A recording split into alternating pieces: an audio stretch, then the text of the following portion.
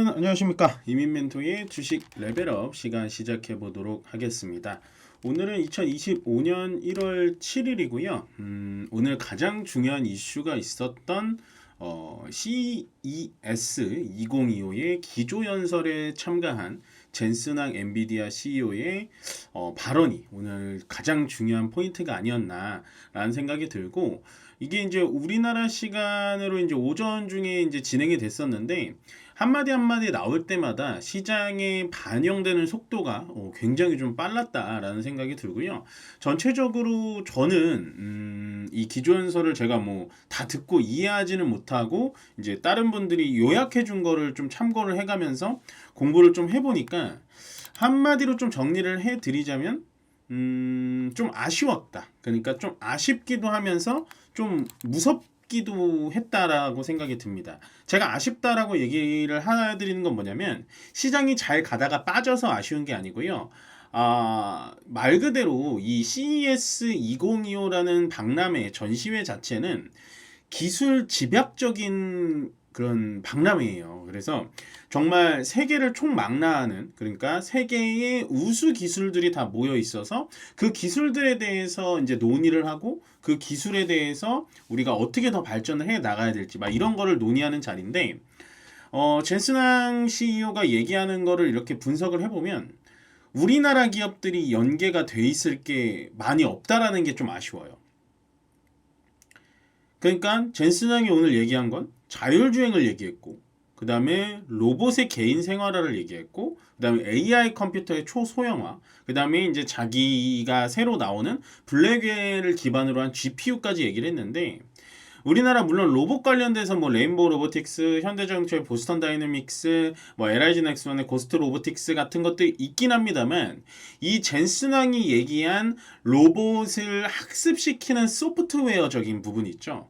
로봇을 만들 수는 있지만 로봇이 알아서 행동을 해주고, 만약에 인간과 같이 생활을 하려면 어쨌든 로봇에게도 우리가 깐난쟁이한테 학습을 시키듯이 로봇한테도 학습을 시켜야 되는데, 그런 부분에 대해서 오늘 젠슨왕이 많이 얘기를 했습니다만, 우리나라가 기술력으로 따라갈 수가 없구나라는 생각에 조금 좀 긴장해야겠다. 우리나라 기업들도 조금 더 많이 노력을 해야겠다라는 생각을 했습니다.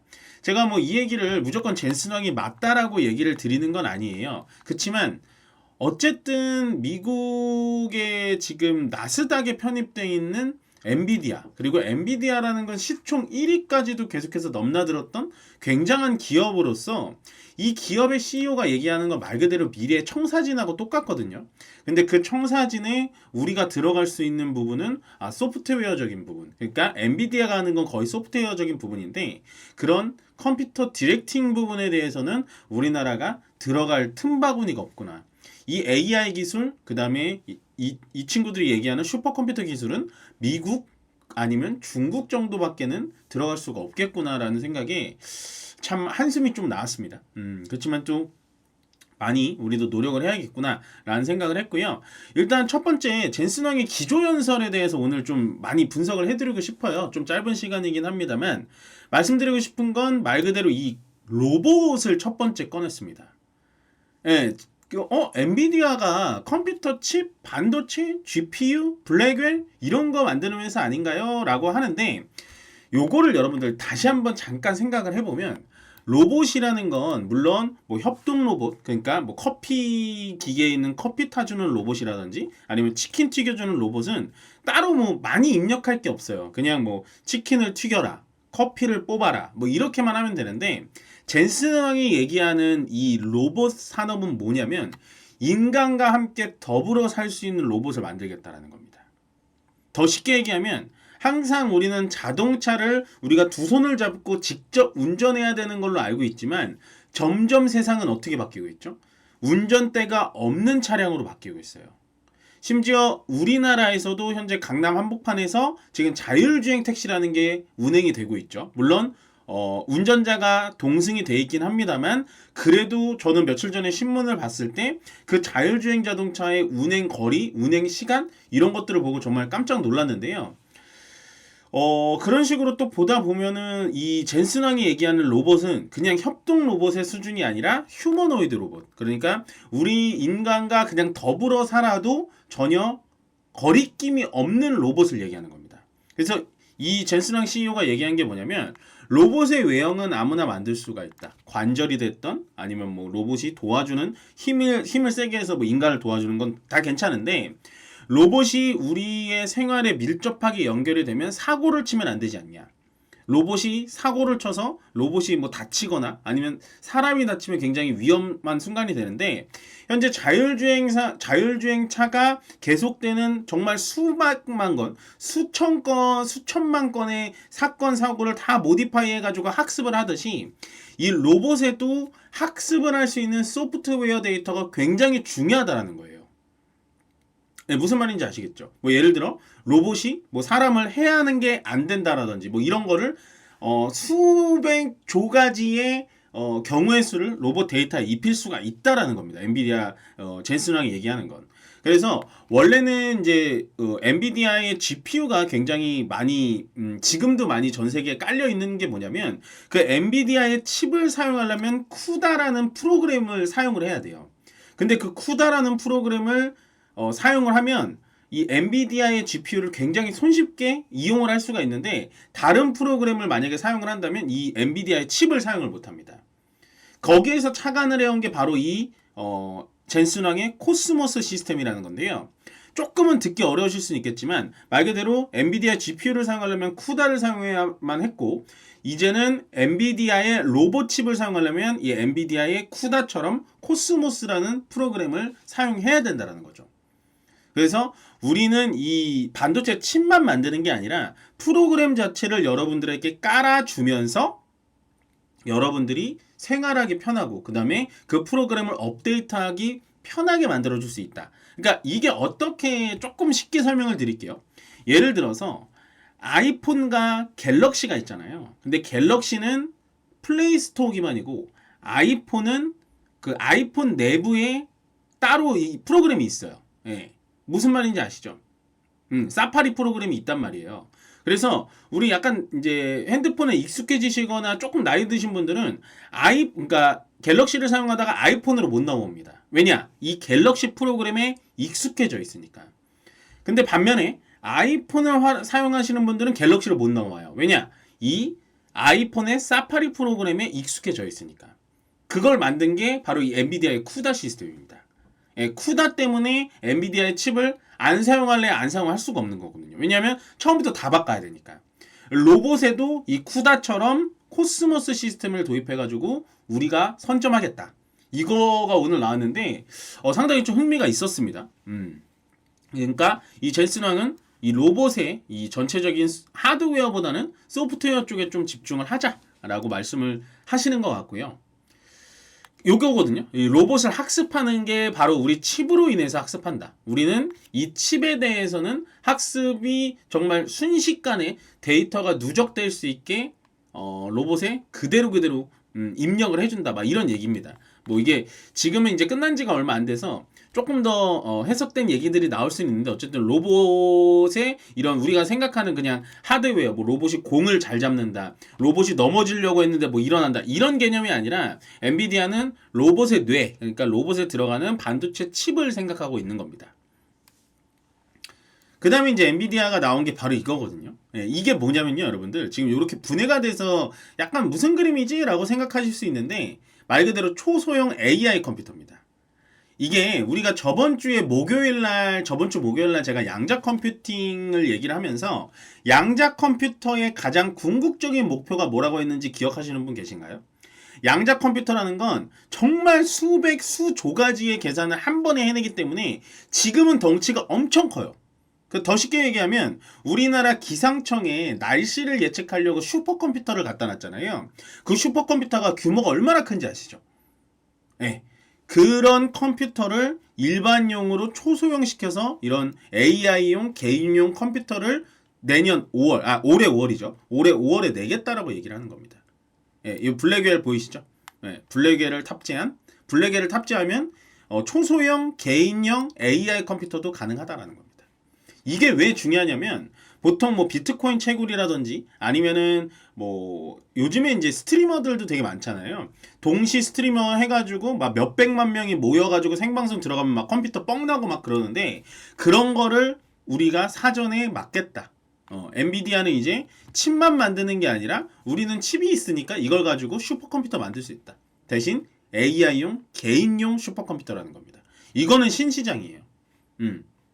근데 핵심적으로 말하자면 이 로봇 소프트웨어에 우리나라 지금 연관돼 있는 기업들이 없고, 두 번째 개인형 AI에도 연관된 기업이 그나마 하이닉스 정도 있을까 정도 밖에는 없다라는 겁니다. 이미 기술은 우리보다 한 템포 훨씬 더 나가 있다라는 게 상당히 좀 섬뜩 놀랐고요. 마지막은 이겁니다. RTX라고 이제 참 이분이 처음에 이제 자율주행 얘기하고 이런 식으로 자율주행 얘기하고 로봇 얘기하고 막 하다가 결국엔 우리 제품 이거 낼 거예요. 사세요. 이게 있어야지 로봇도 이렇게 돌릴 수 있고 자율주행도 돌릴 수 있습니다. 그렇지만 마지막 현재 여러분들의 컴퓨터에 업그레이드를 시키고 싶다면 이번에 RTX 5070 요게 한 1000만원 정도 싸다 그래요. 요 GPU가 나왔습니다. 하면서 마지막에 제품 홍보를 해주셨는데 이것 때문에 오늘 삼성전자와 SK하이닉스가 장 초반에 올라갔다가 떨어진 것 같아요. 예, 이게 이제 엔비디아의 신제품인데 이 안에 들어가는 이제 반도체 칩이 마이크론 거예요. 마이크론 테크놀로지 아시죠? 원래는 하이닉스라고 많이 예상을 했었는데 마이크론 테크놀로지 막 이제 장 중에는 삼성전자 칩이 들어간다 막 이런 얘기가 나왔었는데 저는 그거는 믿진 않았었고 말이 안 되죠 그거는. 예. SK 하이닉스가 당연히 들어가겠지. SK 하이닉스가 확률이 높겠지라고 생각을 했는데 마이크론 테크놀로지의 칩이 여기에 들어가면서 오늘 장중에 상당히 좋은 모습을 보여주지는 못했다. 보시면 일단 삼성전자부터 한번 확인을 해볼게요. 삼성전자. 예, 삼성전자가 지금 마이너스 0.36이거든요. 예, 보시면은 나쁘지는 않은 흐름인데 그냥 장중에 이런 식으로 장 초반에 쭉 하고 좋았어요. 좋았다가 살짝 빠졌을 때도 플러스권이었거든요. 플러스 1%권이어서 나쁘지는 않다라고 생각을 했었는데 그러다가 지금 좀 많이 빠졌죠. 예, 오히려 마이너스로 끝났고 하이닉스는 어저께 많이 오르긴 했습니다만 그래도 장 초반에는 이런 식으로 또 올랐다가 삼성전자와 같이 이렇게 빠지는 흐름이 나왔고 거기서 시장에 추가 하락이 더 나오고 있다. 보시면 될 것 같습니다. 그렇지만 뭐 이 하락이 계속되는 하락일 거다라고 생각은 들지는 않는데 그래도 오늘의 포인트는 바로 이거였다. 이거였습니다. 이거랑 저는 개인형 AI 컴퓨터 요게 가장 좀 쇼킹했어요. 근데 여기에 지금 마이크론 꽤 들어간다? 라고 하는 거는 조금 속쓰린 얘기죠. 그래서 제가 이걸 보고 느낀 총평은 제가 초반에 말씀드렸지만 로봇에 이 사람이 얘기하는 AI 데이터, 소프트웨어 우리 못하고 자율주행 소프트웨어, 자율주행 뭐 하는 엔비디아의 새로운 칩 못하고 그 다음에 요거 초소형 AI용 컴퓨터 여기 들어가는 거 메모리 반도체밖에는 할 수가 없고 그 다음에 신제품 나온 이 GPU 그래픽 드라이브는 일단은 마이크론이랑 또 진행을 하고 그래서 참 반도체가 며칠 동안 굉장히 좋은 흐름을 보여줬거든요. 특히나 하이닉스는 어저께 이 장대 양봉이 굉장히 의미가 있었어요. 이게 이제 20만 원을 찍지 못했다라는 건 좀 아쉽긴 했습니다만 어쨌든 흐름은 굉장히 좋았는데 오늘 그 흐름을 이어갔습니다. 장 초반에 이어가서 시장이 괜찮나 싶었는데 바로 저 발표 하나 때문에 떨어졌다라고 보시면 될 것 같고요. 코스피는 오늘 전체적으로 보면 전강 후약입니다. 저는 오히려 오늘 코스피가 제가 만약에 오늘 마켓나우에 나왔더라면 이게 이제 지금은 갭이 거의 메꿔졌잖아요. 떨어져가지고 근데 장 초반엔 요 위쪽에서 갭 상승을 했어요. 예, 그래서 갭 상승할 정도는 아닌데 라고 조금 경계심을 가져야겠는데요 라고 코멘트를 저희 회원님들한테 드렸죠. 분위기는 좋지만 뭐 그렇게 다가오진 않습니다 라고 코멘트를 드렸습니다만 어쨌든 이 부분에 대해서는 다시 갭을 메꾸고 좀 내려오는 게 오히려 낫습니다. 그러니까 멘토님 이 시장이 또 떨어지는데 뭐가 좋아요? 또 떨어지네 라고가 아니라 자 보시면 일단 요게 음봉이긴 합니다만 어쨌든 하루, 이틀, 3일 분위기 좋았거든요. 한 4일 동안 분위기 좋았어요. 3일 동안 분위기 좋았어요. 4일이 아니군요. 3일 동안 분위기 좋았거든요. 2025년도 들어와서 3일 동안 분위기 좋았는데 오늘이 갑자기 갭상식이 나오면 내일은 또 떨어지거든요. 그래서 아이고 이거 안 좋은데 라고 생각을 했는데 오늘 갭을 메꾸면서 음봉으로 더 내려와 주는 게 좋습니다. 그러니까 시장이 이렇게 빠질 땐 오히려 밑으로 더 빠져주는 게 좋아요. 이제 오늘 제 방송이 끝나고 제 방송을 들으시고 이제 또 어떤 코멘트가 좀 나오냐. 2500포인트 역시나 뚫기 어렵다. 막 이런 이런 얘기 나오거든요. 그런 다음에 이제 이런 얘기 나올 겁니다. 삼성전자 실적, 삼성전자 실적, 컨센서스 하회, 정말 충격의 실적이 나올 것인가. 막 이런 얘기 나오거든요. 그런 얘기 나오는데 저는 이 부분에 대해서는 도망가지 않았으면 좋겠어요. 저는 그러니까 삼성전자가 드라마틱하게 올라간다라고 얘기는 계속 안 드려요. 그렇지만 6만원, 6만 5천원까지는 올라갈 수 있을 것 같아요. 왜냐면 일단은 삼성전자의 주가 자체가 지금 실적이 안 나오는 거를 이미 선반영을 했습니다. 이게 매번 여러분들이 속으시거든요. 실적이 안 좋을 것 같아요, 안 좋을 것 같아요 하면은 개인들이 어떤 포지션을 취하냐? 매도를 쳐요, 무조건. 새해 들어오자마자 매도 계속 쳤죠. 아마 오늘도 매도로 잡힐 겁니다. 아마 오늘도 매도로 잡힐 거예요. 아직은 오늘 수급은 지금 정확하지가 않아요. 잠정 수급이기 때문에 아직은 믿을 만한 수급은 아닙니다만 저는 아니라고 봅니다. 저는 오늘도 개인들은 매도할 거다. 왜냐? 내일 실적 나오는 거 보고해야지. 근데 내일 실적 나오면 늦어요. 그래서 저는 삼성전자 갖고 있으면 그냥 가져가셔라. 아니 멘토님 하이닉스가 더 올랐는데 아유 삼성전자 너무 느려요. 근데 삼성전자 이미 갖고 계신 분들은 갖고 있는 게 낫다라는 거죠. 굳이 지금 하이닉스로 옮겨가지고 또 뭐 이렇게 분산하실 필요가 아니라 삼성전자 실적 나오는 거에 대해서 너무 겁먹지 않았으면 좋겠다라는 코멘트를 드리고 싶은 겁니다. 너무 떨어지는 만큼 많이 떨어졌어요. 떨어질 만큼 많이 떨어졌기 때문에 크게 겁먹을 자리는 아니다라고 생각을 해주시면 될 것 같습니다. 그 다음에 나머지를 보면 오늘 뭐 전체적으로 막 좋아 그러니까 그 반도체가 좀 오늘도 계속 좋았으면 전 좋았다라고 생각했거든요. 반도체가 살아나면 시장이 살아나니까. 근데 뭐 예상과 이 틀린 예감은 한 번도 틀린 적이 없습니다. 틀린 적이 없는데 오늘은 좀 조정을 받고 있고 삼성전기 어저께 코멘트 많이 드렸지만 오늘 역시나 조정을 좀 받고 있고요. 이게 참 희한하죠. 얘네들이 이제 떨어지다 보니까 갑자기 또 이런 애들이 올라갑니다. 전기, 전선, 변압기 또 올라가기 시작했고 그 다음에 얘네들 이제 반도체들이 조정받기 시작하니까 누가 올라갔죠? 어저께 코멘트 드렸던 계속해서 보자. 조선 쪽, 조선 쪽 올라가고 있다. 조선 쪽도 오늘 하나오션 같은 경우가 12%나 올라갔네요. 역시나 조선 쪽도 MRO 사업 쪽에 좀 연계가 돼 있는 그런 산업이 훨씬 더 탄력이 좋다라고 생각하시면 될 것 같고 마지막으로 JP 헬스케어, JP 모건 헬스케어에 들어가는 이 뭐라 그래야 되나 제약바이오 애들은 좋아요. 삼성바이오로직스, 휴젤 같은 애들도 참석하거든요. 휴젤, 삼천당, 유한양행 뭐 이런 애들도 참석을 하니까 꼭 참고해서 보시면 될 것 같고 시젠이나 수젠텍 그 다음에 뭐 이런 진단키트 관련된 종목들은 원래 이렇게 주기가 좀 짧아요. 물론 지금 그 이제 페리엄 바이러스 뭐 이런 얘기가 나오고 있긴 한데 정확한 팩트가 나오고 있지는 않습니다. 다만 제가 조금 의심되는 건 뭐냐면 중국 상해 지수거든요. 이게 중국 상해 지수가 폐렴 얘기가 나오고 나서부터 작년 12월 30일부터 계속 떨어지고 있긴 해요. 이게 팩트긴 합니다. 이게 팩트예요. 그렇다는 건 지금 중국이 관영 매체를 아무리 통제하고 한다 그래도 코로나 때처럼은 아니겠습니다만 지금 HSPV라고 하나요? 그 감염병이 어느 정도 팩트는 좀 있는 거 아닌가. 그치만 이게 요런 식으로 본다고 해서 지금 뭐 시젠이나 수젠텍 뭐 이런 종목들을 들어가는 거는 저는 옳지 않다라고 마지막 코멘트를 드리면서 그런 거는 속지 마시고 일단은 지금 보셨죠? 하루 반도체 가면 또 다음날 반도체가 쉬면 조선이 가고 조선과 반도체가 쉬면 또 전력 테마가 가고 전력이 또 쉬면 바이오가 가고 이런 식으로 선순환이 계속 돌고 있습니다. 그렇기 때문에 지금 올라가는 테마를 따라가는 게 아니라 내가 만약에 나 반도체에 지금 들어가 있는데 라고 하면 그냥 다음 차례를 기다리시면 돼요.